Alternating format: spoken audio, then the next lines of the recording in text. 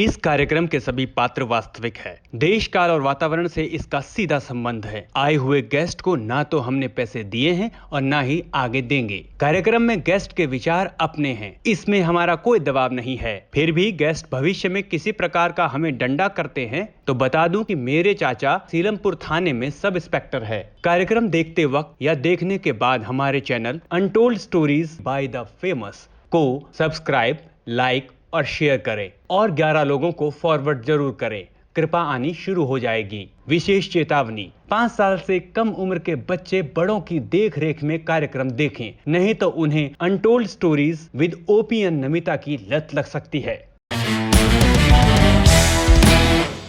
नमस्कार दोस्तों, untold story with OP and Namita के सभी दर्शकों का तहे दिल से धन्यवाद। नमिता, आज की खास बात पता है तुम्हें क्या है? क्या है?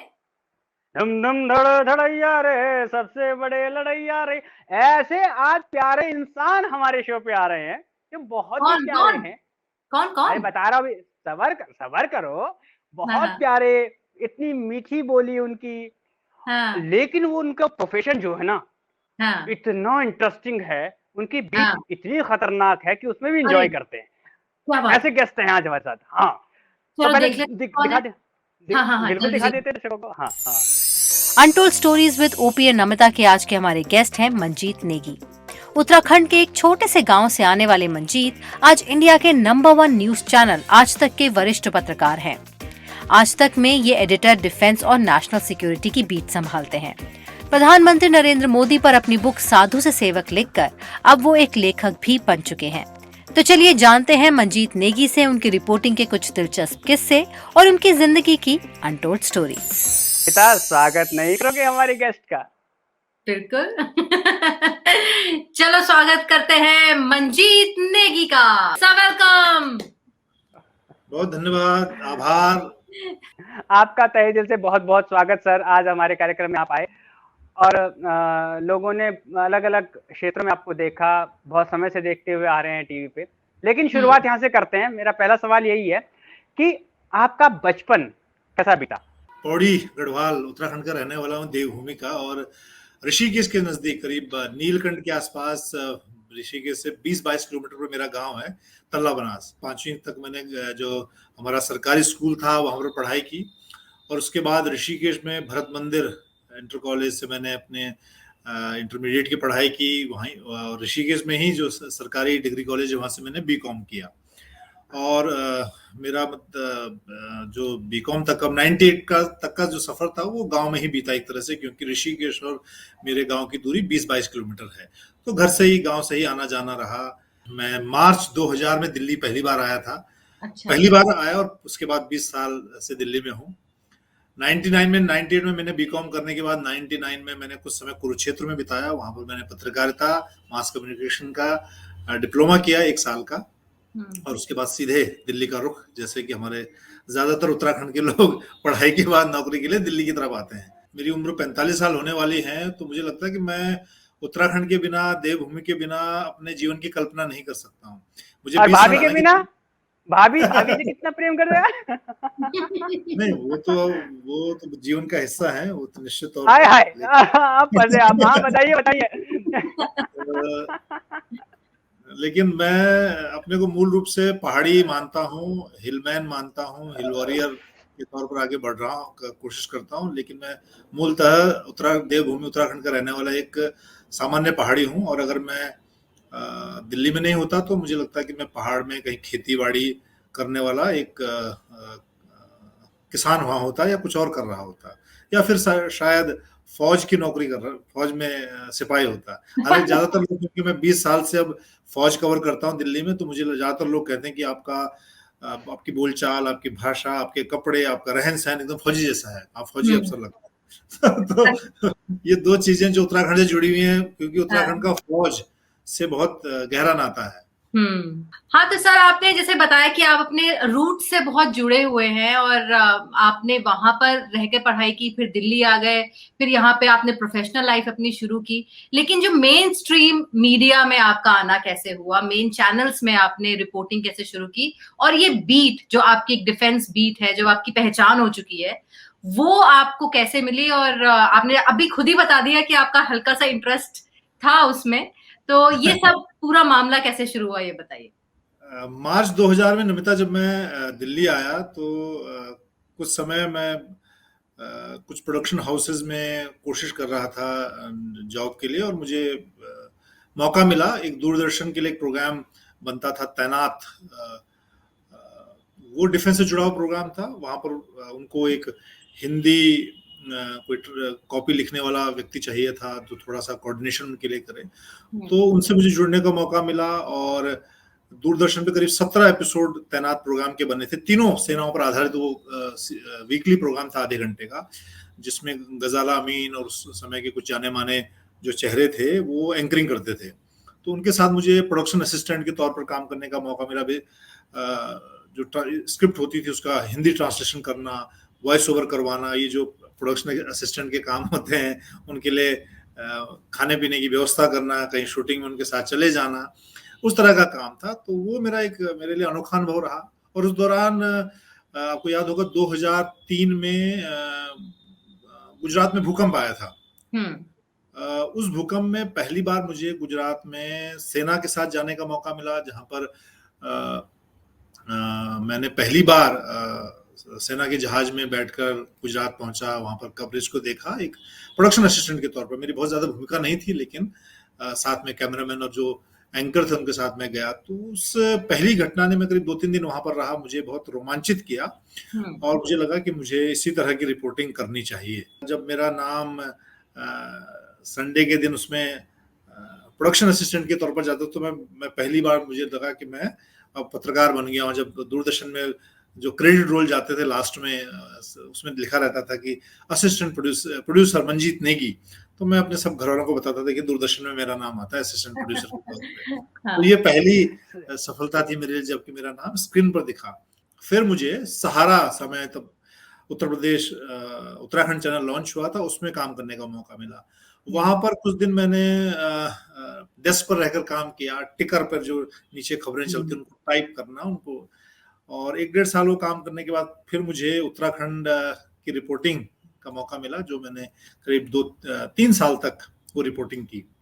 और 2006 में पहली बार मुझे सहारा समय नेशनल ब्यूरो में डिफेंस रिपोर्टर के तौर पे काम करने का मौका मिला। मुझे पहला मौका सियाचिन जाने का मिला। अरे वाह। और पहले ही मौके में मुझे एक मतलब ऐसी जगह जाने का मौका मिला जहां सामान्य तौर पर आप लोग नहीं जाते। हाँ। तो सियाचिन मुझे मिला और उसके बाद फिर तो गाड़ी दौड़ पड़ी। मेरी वो रिपोर्टिंग अच्छी चली सहारा में, और उसके बाद हालांकि उतार चढ़ाव रहे, लेकिन 2006 के बाद मैंने कोशिश ये की कि मैं रक्षा संवाददाता के तौर पर ही काम करूंगा, और मैंने ज्यादा अपना मन पॉलिटिकल रिपोर्टिंग या क्राइम में या उधर कोशिश नहीं की। हालांकि ऐसा होता था कि मुझे कई दिन खाली रहना पड़ता था क्योंकि डिफेंस में इतनी खबरें नहीं होती थी। लेकिन 2012 में फिर मुझे इंडिया टीवी में रक्षा संवाददाता के तौर पर काम करने का मौके में मिला। सर उसके बाद एक खतरनाक बीट आपके पास और है जिसका नाम है आपदा, और आपदा के बड़ी आपदाओं को आपने ग्राउंड में जाकर घटना, चाहे वो केदारनाथ की बड़ी आपदा हो, बहुत सारी, तो उसके बाद एक जोखिम के बाद एक खतरनाक बीट के बाद दूसरी खतरनाक बीट, मतलब क्या सोच कर मन में आया, क्या सोचा सर, कैसे हुआ है? ओपी आपने सही कहा, क्योंकि आपदा सेनाओं से जुड़ी और पुलिस अर्धसैनिक बलों से जुड़ी हुई घटनाएं भी हैं। क्योंकि जब भी आपदा आती है तो यही होता है कि सबसे पहले अर्धसैनिक बलों को बुलाओ, या सेना जो नजदीक में वहां पर सेना की टुकड़ी है वो रेस्क्यू के लिए जाती है, चाहे वायुसेना हो चाहे थल सेना हो। तो आपदा से भी मेरा जुड़ाव एक तरह से शुरुआती दौर में हो गया था। जैसे मैंने बताया कि 2003 में जब गुजरात में भूकंप आया था, 26 जनवरी का दिन था, तो तब मुझे एक आपदा कवर करने के लिए गुजरात जाना पड़ा। भुज, अहमदाबाद, कई शहरों में मैं करीब 4-5 दिन रहा। और उसके बाद 2009 अगर मैं देखूं, लद्दाख में एक बड़ी आपदा आई थी, फ्लड आया था, बाढ़ आई थी, फ्लड आया था, और बहुत लद्दाख शहर पूरी तरह से काफी नुकसान वहां पर हुआ था। तो सहारा समय के संवाददाता के तौर पर भी मुझे वहां पे 1 हफ्ते भर के लिए वहां पे मैं रहा, और उस आपदा को भी मैंने बहुत नजदीक से कवर किया।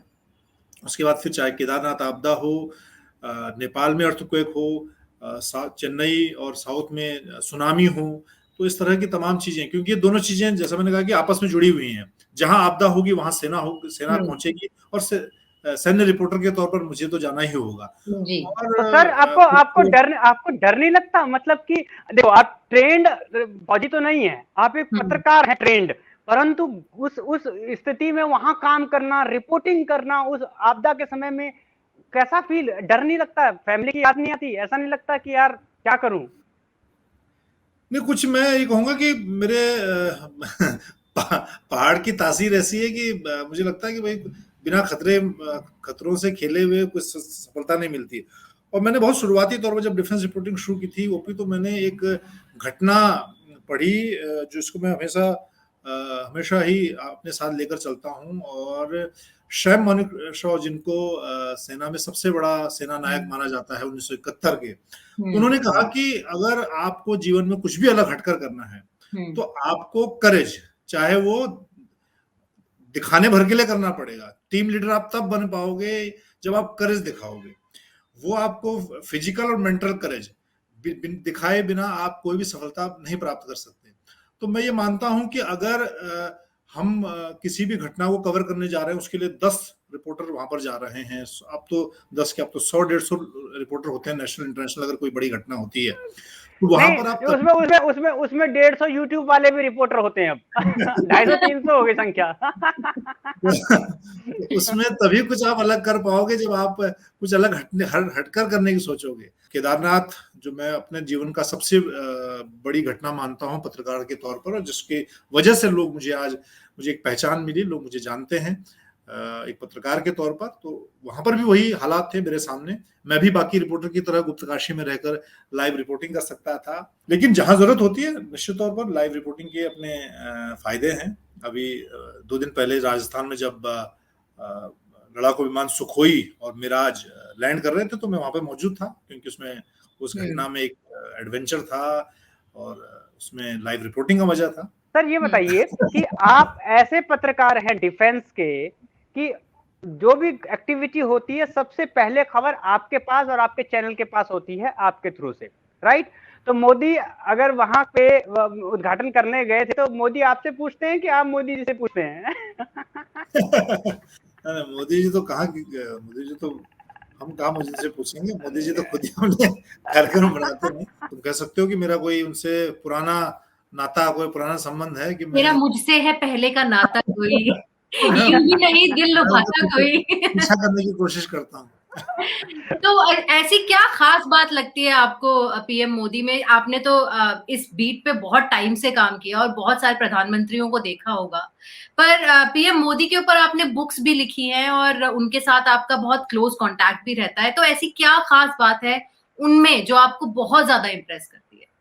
एक तो उनका जो धार्मिक पहलू है, खासतौर उत्तराखंड को लेकर, देवभूमि को लेकर, वो मुझे कहीं ना कहीं बहुत आकर्षित करता है कि उस व्यक्ति ने अपने जीवन के 2 वर्ष उत्तराखंड में गुजारे आध्यात्मिक की खोज में। और वो ऐसी घटना थी जो 2014 में जब प्रधानमंत्री मोदी अपना विधानसभा का आखिरी चुनाव लड़ रहे थे, उस वक्त मैं करीब 1 महीना गुजरात में रहा। और इंडिया टीवी ने मुझसे कहा था कि वहां पर उनके प्रारंभिक जीवन पर एक डॉक्यूमेंट्री बनानी है। तो मैं वडनगर में उनके गांव में 1 हफ्ता रहा, और जब उनके परिवार से मिला, उनके भाई ने घटना बताई कि वो बचपन में उनकी माता ने जन्मपत्री दिखाई थी सारे भाइयों की एक साधु को, और साधु ने कहा था कि भाई बाकी भाइयों का जीवन तो सामान्य रहेगा, लेकिन नरेंद्र जो है वो या तो शंकराचार्य बनेगा या फिर देश का राजा बनेगा। तो ये जब आपने तीनों बुक्स लिखी, तो कभी तो आपका कुछ कॉन्वर्सेशन रही होगी पीएम मोदी के साथ, इंटरव्यू आपने किया होगा, तो कोई उन्होंने ऐसे इंटरेस्टिंग बात बताई अपने जीवन से रिलेटेड जो कि अभी तक दुनिया को नहीं पता थी और आपको उन्होंने बताई और आपने अपनी बुक्स में इंक्लूड की? हाँ, ये बहुत इंटरेस्टिंग सवाल है नमिता, और ये मैं खुद ही आपको बताने वाला भी था। मैंने जब ये किताब लिखी साधु से सेवक, तो तब मैंने जिन जगहों पर नरेंद्र मोदी ने 2 साल का समय बिताया, वहां पर मैं खुद गया। तो मैंने इस पुस्तक में वो सारी चीजें समेटने की कोशिश की, लेकिन उसके बावजूद मुझे ये था, मुझे कहीं ना कहीं ऐसा लगा कि इसमें ऐसी चीजें नहीं हैं जो बिल्कुल प्रधानमंत्री मोदी ने मुझे बताई हों या उन्होंने किसी को बताई हों। ज्यादातर घटनाएं ऐसी थी कि मैंने किसी से सुनी, मैं उस जगह पर गया। हालांकि अब वो समय बहुत पुराना, काफी पुराना समय है, 80s का है, जब प्रधानमंत्री नरेंद्र मोदी वहां पर गए थे, और उस समय उनको कोई जानता भी नहीं था। उनकी उम्र 12वीं करने के बाद जो उम्र थी, उस समय उनको कोई पहचानता भी नहीं था कि ये नरेंद्र मोदी हैं। तो लोगों ने उनकी कोई जानकारी नहीं रखी, कोई फोटोग्राफ उनका नहीं था, तो बहुत टुकड़ों में जानकारी मिली थी जिसको मैंने समेटने की कोशिश की। लेकिन मुझे जब पुस्तक भेंट करने का मौका मिला, और मुझे ये उम्मीद थी, जब मुझे प्रधानमंत्री कार्यालय से फोन आया कि आपको पार्लियामेंट में आना है, मैंने उनसे अनुरोध किया कि मेरी जो बेटी है सारा, वो बहुत उत्साहित है कि मुझे भी मोदी जी से मिलना। आप अकेले मिलते हो मोदी जी से, मुझे कभी नहीं मिला है। तो उन्होंने कहा ठीक है, आप तीनों अपनी पत्नी बेटी के साथ आइए। और घर से जब सुबह निकले पूजा पाठ करके, तो मैंने पत्नी को और बेटी को ये कहा कि मुझे लगता है कि 5 मिनट का समय देंगे मोदी जी, 5 या 10 मिनट का समय, हम पुस्तक देंगे, फोटो खिंचाएंगे, तुम जल्दी से ऑटोग्राफ ले लेना, बाद में मुझे मत कहना कि ऑटोग्राफ में भूल गई। तो वो एक बाकायदा अपनी जो डायरी जो लिखती है, वो भी उसने साथ में कैरी की, अपने साथ लेकर गई कि इसमें मैं जल्दी से ऑटोग्राफ ले लूंगी। लेकिन इस बात के लिए मैं मतलब अब सार्वजनिक तौर पर ये कह सकता हूँ, पत्रकार के तौर पर भी, कि नरेंद्र मोदी जितनी गर्मजोशी के साथ लोगों से मिलते हैं, किसी को किसी भी, चाहे वो अनजान व्यक्ति हो या उसको जानते हों, वो उसको जितना समय देते हैं, या उसको जितना इस बात की इसको इतना उत्साह उसमें भरते हैं कि वो उसको बहुत नजदीक से जानते हैं। संसद भवन में मैं किताब उनको देने गया, तो उन्होंने पूरी तैयारी की हुई थी। सबसे पहले बेटी को उन्होंने चॉकलेट का डब्बा दिया, उसको समय दिया, उससे पूछा, और कौन सी, कहाँ पढ़ते हैं, कौन सी क्लास में पढ़ती हैं, उसने श्लोक उनको एक सुनाया। और फिर मैंने जब उनको किताब भेंट की, तो किताब पर उन्होंने सिग्नेचर किए। फिर करीब 45 मिनट से ज्यादा उन्होंने मेरे से बात की उत्तराखंड को लेकर, पुस्तक को लेकर, और आखिर में मुझे लगा कि मेरी सारी बातें खत्म हो गई, मेरे सवाल खत्म हो गए। मैं आपसे आज्ञा लूंगा। उन्होंने नहीं कहा कि तुम चले जाओ। तो मुझे लगा कि भाई इतने बड़े व्यक्ति के साथ इतना समय आपको मिल गया है। तो बेटी ने लिया ऑटोग्राफ कि नहीं? बिल्कुल, बेटी ने ऑटोग्राफ लिया, उनको श्लोक सुनाया। मोदी जी ने श्लोक का अर्थ पूछा, तो श्लोक का अर्थ तैयार करके नहीं गई थी, तो उन्होंने कहा कि अगली बार मुझे श्लोक का अर्थ तुम बताना। अच्छा। तो बहुत ही जिसको कहते हैं कि वो आत्मीयता के साथ किसी भी व्यक्ति को अपना प्रशंसक बना लेते हैं, उनकी खासियत है। तो आपने इतने सारे आपदाओं को कवर किया है, इतने सारे नेचुरल कैलेमिटीज के बीच में जाकर, जहां पर लोगों की जान को खतरा है, जहां पर सेना बचा रही है उनकी जान, वहां पर एक रिपोर्टर जाता है और उसकी ना केवल जिम्मेदारी है कि अपनी जान बचानी है, उसकी ये भी जिम्मेदारी है कि वहां पर जितने भी न्यूज चल रही है, जितनी भी रिपोर्टिंग हो रही है, उसको प्रेजेंट करना है दुनिया के सामने, बताना है कि वहां पे एक्चुअली क्या हो रहा है। तो ये कितना चैलेंजिंग रहता है, मेरा फर्स्ट पार्ट ये है। और सेकंड पार्ट ये है कि कुछ ऐसा कभी आपके साथ हुआ कि आपको लगा कि यार रिपोर्टिंग भाड़ में जाए, मैं पहले अपनी जान बचा लेता हूँ? नहीं, बहुत सारे घटनाएं निमित्ता, जब खास तौर से केदारनाथ में मैं आपदा के दौरान 1 महीना वहां रहा, और जब केदारनाथ जाने के सारे रास्ते बंद थे, हेलीकॉप्टर से लोगों को बचाया जा रहा था, मीडिया की कवरेज से वहां की सरकार उस वक्त डर गई थी कि इतनी त्रासदी दिखाई जा रही, मीडिया को बैन कर दिया गया कि अब कोई नहीं जाएगा वहां, रास्ते बंद कर दिए गए, और हेलीकॉप्टर से मनाही हो गई कि कोई जा नहीं सकता। ज्यादातर रिपोर्टर गुप्तकाशी में बैठकर वहीं के आसपास, सोनप्रयाग, उसके आसपास की रिपोर्टिंग कर रहे थे। तो मैंने स्थानीय लोगों से पता किया कि कोई ऐसा रास्ता होगा, पारंपरिक रास्ता, ट्रेडिशनल रूट हमारे अलग अलग होते हैं गांव में जाने के, केदारनाथ जाने के भी, जहां से लोग अपने जानवरों को लेकर जाते हैं। तो एक ऐसा रास्ता मुझे काली मठ से होते हुए मिला, करीब 51-50 किलोमीटर से ज्यादा वो लंबा रास्ता था, मुश्किल था। कई नदियां, कई गांव, पहाड़ को क्रॉस करके वहां जाना था, तो मुश्किल था। तैयारी हमने की, मेरा कैमरामैन था, मैं था, कुछ मैंने दो स्थानीय लोग, उस समय कर्नल अजय कोठियाल थे, उन्होंने मेरी मदद की। वो निम के Nehru institute of monitoring Uttarkashi के प्रिंसिपल थे, वहां से कुछ मदद मिली। और हमने अपनी पूरी तैयारी के साथ ट्रैकिंग के जूते, टेंट, कुछ ड्राई राशन, सब कुछ लेकर तैयारी के साथ, ये मानते हुए कि हमें 3-4 दिन जंगल, पहाड़, नदी, ग्लेशियर क्रॉस करके पहुंचना होगा। 3 दिन करीब 50 किलोमीटर क्रॉस करके, हम जब किसी दिन रास्ते में हम लोग टेंट लगा कर रहे, कहीं पर हम लोग एक रात हमने जो 14,000-15,000 फीट पर हमारे जो चरवाहे होते हैं, जो भेड़ बकरियां चराते हैं, उनके डेरे में हमने रात गुजारी। बर्फ पड़ रही थी, बारिश हो रही थी, उनके डेरे में हमने वहीं आग जलाकर खाना खाया, वहां रुके। 3 दिन तक तो शरीर में ताकत रही, एनर्जी रही, और हम बिल्कुल आप केदारनाथ के पैरेलल एक गांधी सरोवर जिसको पीछे का इलाके को माना जाता है, वहां उस हाइट पर पहुंच चुके थे। वहां से हमें नीचे अब ग्लेशियर से उतर के केदारनाथ वैली में, केदारनाथ घाटी में उतरना था। तो 3 दिन के बाद जब अगले दिन सुबह आंख खुली, हमने कहा अब सुबह ग्लेशियर उतरना है, चलिए। तो हम जब बिल्कुल चोटी पर खड़े थे और नीचे देखना शुरू किया तो पूरा ऐसा ग्लेशियर जो हमने कभी टेलीविजन पर देखा, बर्फ से ढका हुआ ग्लेशियर, और नीचे कुछ नजर ही नहीं आ रहा, बर्फ बर्फ बर्फ, और एक के बाद एक पहाड़, और पहाड़ी पहाड़। तो समझ नहीं आया कि रास्ता कहाँ है, उतरेंगे कैसे नीचे। 3 दिन का जो थकान थी, एनर्जी थी, वो खत्म, वो अपने चरम पर थी। मैं थोड़ी देर बैठ के, मुझे अचानक मेरी आंखों से आंसू बहने शुरू हो गए, मुझे रोना आना लग गया, और मुझे लगा कि अब मैं 3 दिन यहाँ पहुंच तो गया, अब इससे पीछे जाना, वापस गुप्तकाशी जाना तो मैं चला जाऊंगा, 3 दिन और लगेंगे। फिर मेरी पत्नी देहरादून में थी उस वक्त, मेरी बिटिया साल भर की थी, तो और मेरे दिमाग में ही चीजें दौड़ रही थी, अब 6 दिन बाद में अगर वापस जाऊंगा तो मैं क्या कहूंगा कि 3-6, और इंडिया टीवी जैसे उस वक्त चैनल में जिनको सबसे पहले खबर चाहिए, उनको क्या जवाब दूंगा। बहुत देर तक मैं रोता रहा। बाबा केदारनाथ को मैंने याद किया कि अब आप ही रास्ता बताओ। तो मेरा कैमरामैन थोड़ा उत्साही था, वो भी लोकल था। उसने कहा कि अरे निकी जी आप परेशान मत होइए। वो थोड़ा पैदल आगे गया और उसको कुछ बिस्किट के रैपर पड़े हुए मिले। उसने कहा निकी जी लोग गए हैं, रास्ता मिलेगा हमें। तो उस रैपर को हम फॉलो करते आगे बढ़े तो कुछ हल्का रास्ता दिखना शुरू हो गया। हम सब ने अपने, फिर एनर्जी आई शरीर में, ताकत। उसके हमने जूते निकाले और हमने कहा कि अब नंगे पैर ऐसे उतरना पड़ेगा। कुछ पहाड़ों पे घास होती है जिसको पकड़कर आप नीचे उतर सकते हैं बर्फ। मतलब सांस यहाँ पर अटकी हुई थी कि जरा सा आपका पैर फिसला और आप नीचे कई हजार फीट खाई में नीचे गिरेंगे, जहां पे आपका पता नहीं चलेगा। इस तरह की मुश्किल थी। 1.5-2 किलोमीटर इसी तरह से हम नीचे उतरते चले गए।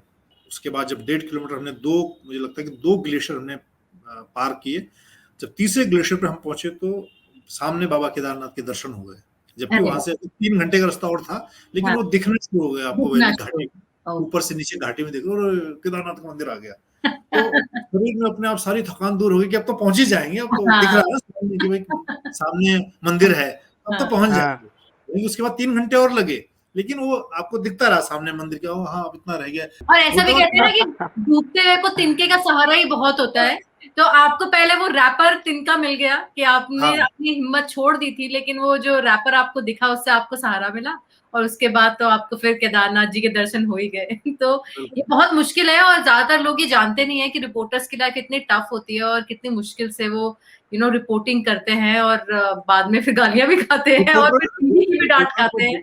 एक तरफ जान का खतरा होता है, दूसरा ऑफिस का खतरा रहता है। ऑफिस का खतरा वही तो ब्रेकिंग न्यूज का खतरा, दूसरे चैनल पे चलने का खतरा। और घर में दिक्कत होती है, अगर बोलेंगे 6 दिन तक कहाँ थे, आप बोलोगे मैं ऑफिस के काम से मैं रिपोर्टिंग कर रहा था, और गुस्सा टीवी में तो दिखे नहीं आप, 3 दिन से चला के वो भी नहीं दिख रहा, दिख भी नहीं रहे टीवी पे, होगा।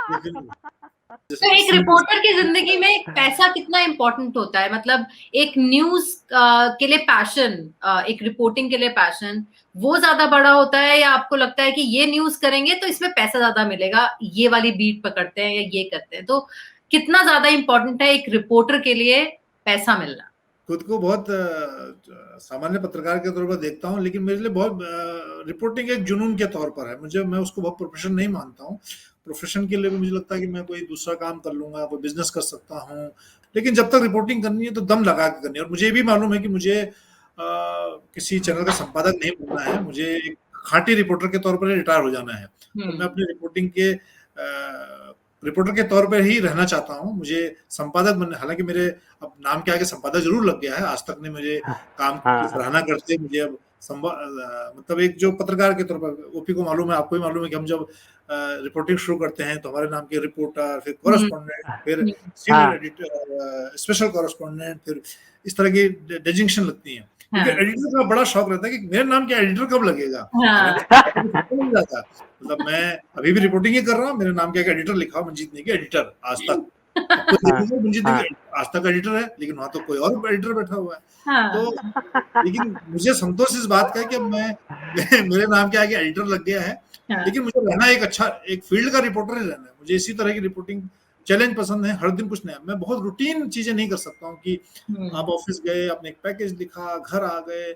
मैं अगर हफ्ता भर कोई अच्छा कुछ नया एडवेंचर ना करूँ, कहीं बॉर्डर पे नहीं जाऊँ, ऐसी एडवेंचर वाली रिपोर्टिंग ना करो, तो मेरे घर में तनाव हो जाता है। मेरी पत्नी कहती है कि तुम आजकल क्या तुम हो गया, तुम इतने परेशान क्यों रहते हो?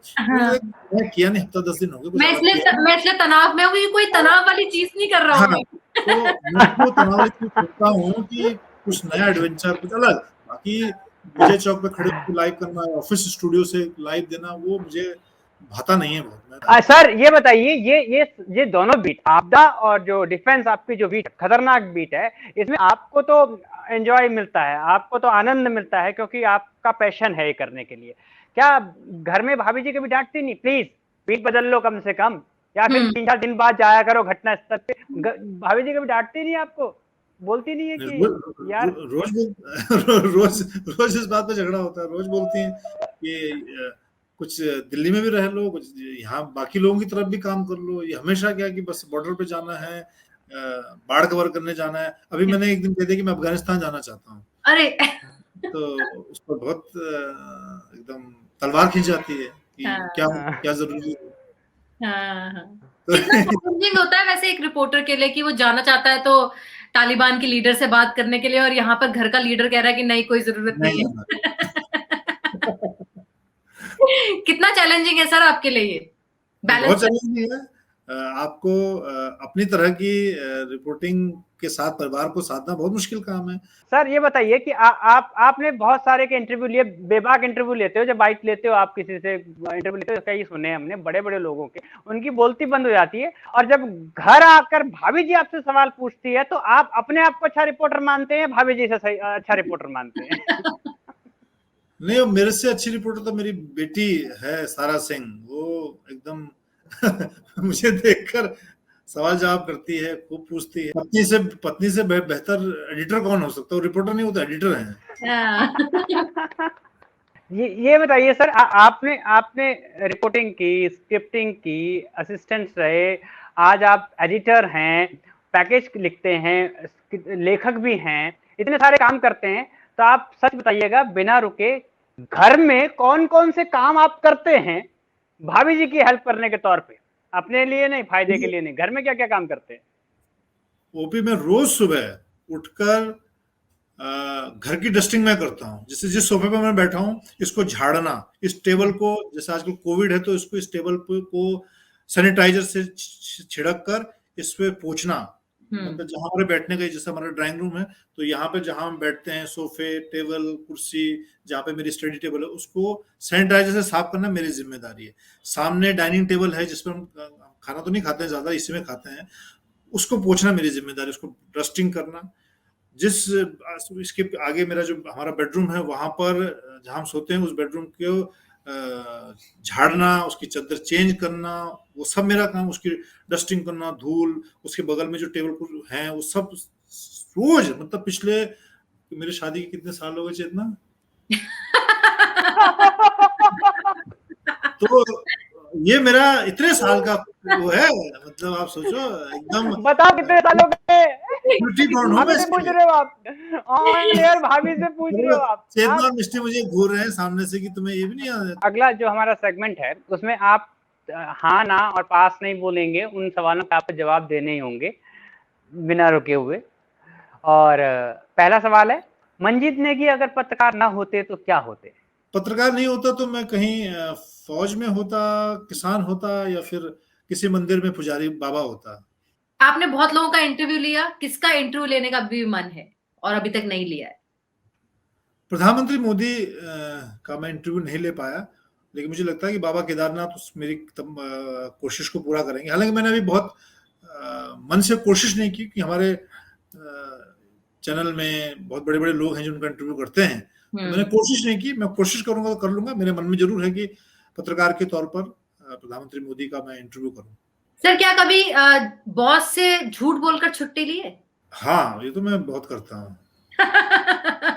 क्या झूठ बोला? कोविड में जैसे बोल दे कि मुझे कोविड हो गया और अरे घर सीधा बैठे कोविड हो गया, छोटा मोटा झूठ नहीं। तो बुखार आ गया तो उसको चेक नहीं कराया, बोला कि मुझे तो हो गया, बुखार आ गया, मैं हफ्ता भर घर पे रहूंगा। ये तो हमने बता दिया अनटोल्ड स्टोरीज को, अब कैसे झूठ बोलेंगे? हमारे ऑफिस ने हमें पूरा ध्यान रखा था हमारा कि भाई आपको वर्क टू होम करना है और पूरा ध्यान रखना है। इस मामले में मैं ऑन रिकॉर्ड आपके सामने कह सकता हूँ कि मेरे 20 साल के करियर में अभी मैं जिस संस्थान में हूँ, ये मुझे बेस्ट संस्थान लगता है। बहुत प्रोफेशनल संस्थान है हमारे, जो मैं कोई उनके पीठ पीछे उनकी तारीफ नहीं कर रहा हूँ, लेकिन मैं बहुत खुले मन से कहता हूँ कि बहुत प्रोफेशनल ऑर्गेनाइजेशन है।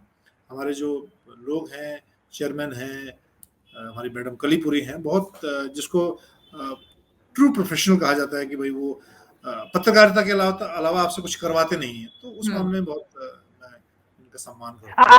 आपके जूनियर ने कभी आपसे झूठ बोल के छुट्टी लिया, आपको पता लग गया हो? हाँ, ऐसी कोई घटना याद है? छुट्टी मांग रहा है, मेरा पता लग गया मेरा कोई जूनियर नहीं, मैं तो सबसे जूनियर हूँ अपने उसमें।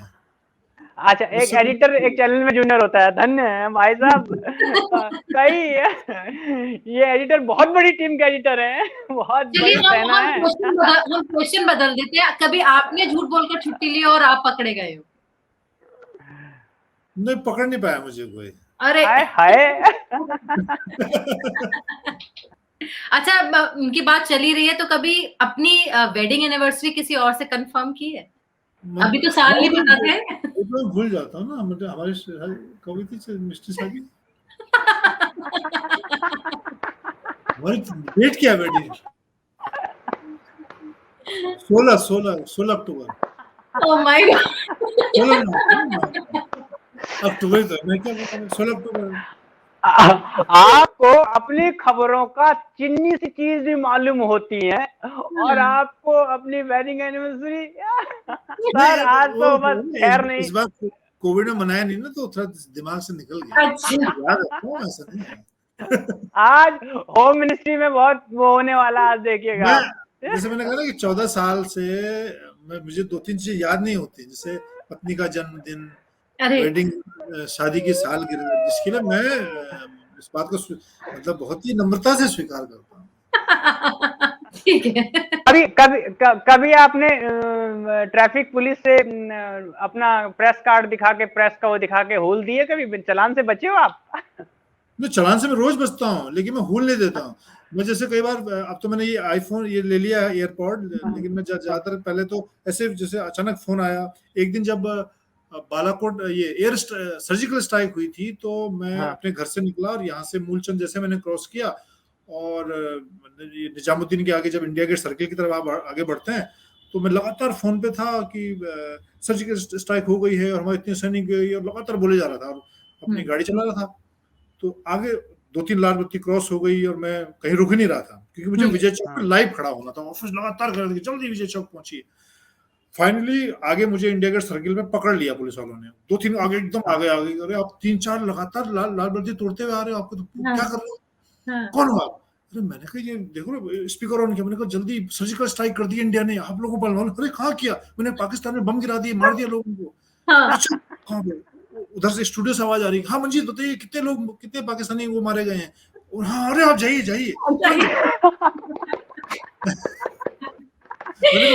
विजय चौक जाना, आप जल्दी टीवी लगाओ, देखो आप लोग। मैं ही बोल रहा हूँ वहां पर, मैं ही बोल रहा हूँ। नहीं, वो तो हाँ, पत्रकार के एक ये भी रिस्पॉन्सिबिलिटी है सैनिक की तरह, कि मतलब उससे तो अपने फील्ड में हमेशा आगे रहना ही है, और चाहे कोई भी आए सामने उसको रिपोर्ट तो पहुंचानी है। और यही मैं आपने जो ये इंसिडेंट सुनाया, मैं उसमें इतनी हैरान हूँ कि आप ड्राइव भी कर रहे हैं, आप फोनो भी दे रहे हैं, आप मतलब रेड लाइट भी तोड़ रहे हैं, वहां पर उनसे लड़ भी रहे हैं ट्रैफिक पुलिस वालों से, और फोनो भी चल रहा है साइड बाय साइड। तो जो लोग देख रहे हैं टेलीविजन पे, उनको शायद ये अंदाजा नहीं है कि कितनी मुश्किल होती है ये सारी चीजें डिलीवर करने के लिए, स्पेशली रिपोर्टर के लिए। और आपने आज वो मजाक में एक बहुत गहरी बात बता दी है हमारे दर्शकों को। कभी ऐसा हुआ है कि आपने गलती ना की हो फिर भी सॉरी बोला हो? कई बार अब ऐसी घटना मुझे याद नहीं, लेकिन मुझे लगता है कि मुझे कई बार चीज़ों को लेकर किसी पर गुस्सा आता है, लेकिन मुझे बाद में ये जरूर रियलाइज होता है कि एक बार अगर मैंने किसी पे गुस्सा किया तो मैं अगर दिल से कहूँ तो मैं बहुत ही मेरा जो हृदय है या दिल मन है, मैं बहुत ही एक बच्चे जैसी भावना रखता हूँ। मुझे लगता है कि किसी का दिल दुखाना, किसी को अगर मैंने गुस्से में कह दिया, मैं कई बार ओपी से भी मेरा झगड़ा हो जाएगा, लेकिन मुझे बाद में रियलाइज होता है कि यार मैंने ठीक नहीं किया इसके साथ, तो माफी मांगने में कोई बुराई नहीं है। और अगर वो मेरे से छोटा भी है तो मुझे कोई उसमें वो नहीं है। हाँ, लेकिन इस मामले में बड़ी बात, कई बार मैं बहुत रिजिड या अपने स्कूलों में भी रहता हूँ कि नहीं, मैं नहीं झुकूंगा, नहीं मानूंगा, चाहे वो कितना बड़ा आदमी हो, मुझे उससे बात नहीं करनी है, उससे संबंध नहीं रखने हैं, तो ऐसा होता है। तो नहीं रखने। अच्छा, बताइए, आप बहुत सारे लोगों के फेवरेट रिपोर्टर हैं, बहुत दर्शक हैं आपके, फैन फॉलोवर्स हैं आपके फेवरेट रिपोर्टर कौन है? बहुत सारे हैं। ओपी भी अच्छा रिपोर्टर है, मतलब एंकर के तौर पर। रहने दो, मैं बैठा हूं तो नहीं, आप दिल से बताइए। डिप्लोमेटिक आंसर नहीं चाहिए। मेरा एक कलीग है अजीत दुबे, जो कि एएनआई में है, तो मैं उसको बहुत, हम दोनों कई साल से साथ में काम कर रहे हैं, लेकिन न्यूज की खबरों को लेकर, न्यूज को लेकर उसकी जो समझ है, जो तेजी है, कोई भी अगर घटना में कितनी जल्दी, मतलब ये इस प्रोफेशन की सबसे बड़ी क्षमता है और सबसे बड़ा की कला है कि आप एक घटना को कितनी जल्दी उसमें से ब्रेकिंग न्यूज निकाल पाए, कितनी जल्दी उसको चला पाए, ये सबसे बड़ी है, क्योंकि समय सबसे जरूरी होता है। कोई भी घटना हुई, कोई भी खबर आपके पास आई, कितनी जल्दी आप उसको ऑफिस भेज पाए और वो टेलीविजन में ऑन एयर हो पाए। तो उस मामले में मैं जैसे अजीत, जिसकी मैंने बात की, अजीत दुबे, मैं उसको बहुत साल से हम साथ में काम कर रहे हैं, और उसकी जो खबरों को समझने की, उसको पकड़ने की जो कला है, उसके लिए मैं उसका बहुत मुरीद हूँ। कभी ऐसा हुआ है कि आपने किसी को देखा हो, अपने बॉस को, और सोचा हो कि यार ये मेरा बॉस नहीं, मैं इसका बॉस होना चाहिए था? अब ये नाम लेना तो बहुत ही नहीं, नाम लो ना, कोई कभी जो छूट गए, कभी तो लगा होगा। अभी तो एक आध साल और नौकरी करनी है, ये पता चला कि ये अनटोल्ड स्टोरी में के बाद कल नौकरी चली गई।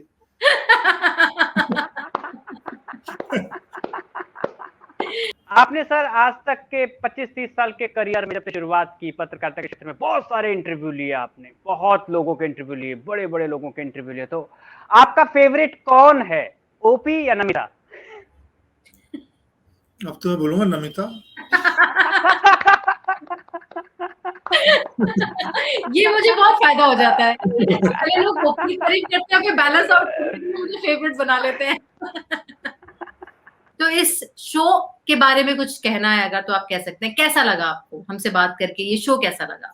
ये बहुत अच्छा है, और ओपी जिन चीजों के लिए जाना जाता है, कुछ अलग हटके करना शुरुआत से ही, और एक अलग हटके पहल है, जिस तरह के लोगों, क्योंकि मैंने कुछ इसके पुराने एपिसोड देखे हैं, तो ये बहुत अच्छी अनोखी पहल है, और खासतौर से हम जैसे रिपोर्टर के लिए जो इस तरह के प्लेटफॉर्म पर अपनी बात नहीं रख पाते हैं, तो मुझे लगता है कि आप लोगों ने सारे, और आज तो मेरी पत्नी और बेटी पीछे से इशारा भी कर रहे हैं कि आप इतना सब कुछ क्या क्या बोले जा रहे हो, तो मुझे लगता है कि मैंने भी ये अनटोल्ड स्टोरीज में, क्योंकि मैं एक भरोसा ओपी पे करता हूँ कि भाई वो छोटा भाई है, जो कुछ दिखाएगा अच्छा ही दिखाएगा, तो मैंने भी उस भरोसे के साथ जो भी मेरे मन में था, मैंने वो एक तरह से उड़ेल दिया। नमिता एक खास बात है, मेरे परम मित्रों में से हैं और बड़े भाई की तरह हैं, बहुत समय से हम व्यक्तिगत रूप से जानते हैं। ये बहुत शाय हैं, बहुत शर्मीले हैं और बहुत सीधे हैं, सत्य बात है, और इनकी बीट उतनी ही कड़क, उतनी खतरनाक, और इन्होंने कभी इंटरव्यू नहीं दिया होगा इस तरीके का। तो हम थैंक यू बोलते हैं आपको तहे दिल से कि आपने हमारे मोरल को बढ़ाने के लिए, जो हमने नया शो शुरू किया है untold story with OP and Namita में, आपने एक आग्रह पर तुरंत हाँ बोल दिया, उसके लिए तहे दिल से मैं आपका धन्यवाद करता हूँ। नमिता, आपका धन्यवाद। Thank you so much sir, thank you so very much Namita, बहुत बहुत धन्यवाद, आभार, जय हिंद। नमिता, मैंने कहा था ना कि नारियल की तरह हैं, लेकिन ये दोनों तरफ से सॉफ्ट है। ये आज जिस तरीके से लोग इन्हें देखते हैं, एक रिपोर्टर की भूमिका में ऐसी ऐसी जगह, ऐसी ऐसी खबरें ये करते हैं, सबसे पहले जो करते हैं, और बड़े बड़े चैनलों में रहे हैं, बड़े बड़े पदों पे रहे हैं। वाकई में ये हम एक्सक्लूसिवली बोल सकते हैं कि ये मंजीत नेगी जी का पहला इंटरव्यू है जो उन्होंने अभी दिया है। इससे पहले वो बहुत नहीं, वो ज्यादा पब्लिक प्लेटफॉर्म पे नहीं रहते हैं, बस अपने काम से मतलब रखते हैं, और हमारे एक ही आग्रह पर वो हमारे कार्यक्रम में आए। हाँ, जैसे तुमने कहा ना कि वो नारियल की तरह है लेकिन दोनों तरफ से सॉफ्ट है, तो मुझे लगा वो बहुत प्योर हार्टेड है। और वो उनकी बीट तो बहुत खतरनाक है, लेकिन मुझे लगता है वो जितने सच्चे दिल से अपना काम करते होंगे वो ही नजर आता होगा स्क्रीन पे, और इसीलिए वो अपने काम को लेकर इतने पैशनेट भी हैं। तो हमें तो बहुत मजा आया उनसे बात करके। जो हमें देख रहे हैं, अगर उनको मजा आया है तो हमारे चैनल को लाइक कीजिए, शेयर कीजिए और सब्सक्राइब कीजिए। अब तो पता है जो जो करना है आप कर सकते हैं। बिल्कुल, हाथ जोड़ के विनती है, कर ही दीजिएगा। अनटोल्ड स्टोरी विद ओपी और नमिता के देखने वाले सभी दर्शकों का हम तहे दिल से धन्यवाद करते हैं और कहते हैं कि कृपा तभी आएगी जब आप इसको शेयर करोगे। थैंक यू, प्लीज, धन्यवाद, नमस्ते।